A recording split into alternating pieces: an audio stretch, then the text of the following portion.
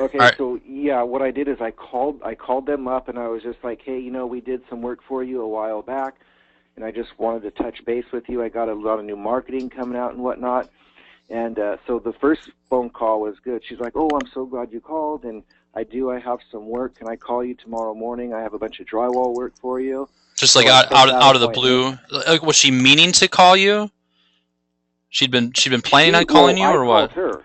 I Yeah. had her, so I called her. No, she wasn't meaning to call me. She had actually forgotten about me. It took us, when we were Ooh. talking about it, it took us a little while to remember what work I actually did for her. It was Ooh. like 6 years ago. Okay.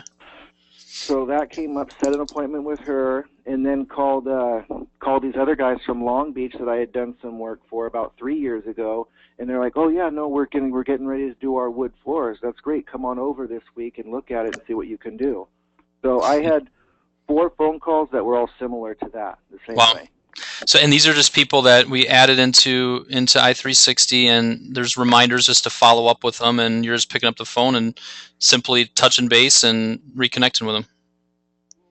Yeah, this came from when we Yep. talked about going through all my old clients. I pulled all those files that were just sitting in a file cabinet, loaded them into 360, and now what I do every week is I just go through and I set a task for them to call them. And so the results have been I was just super impressed. Awesome. Crazy. Awesome.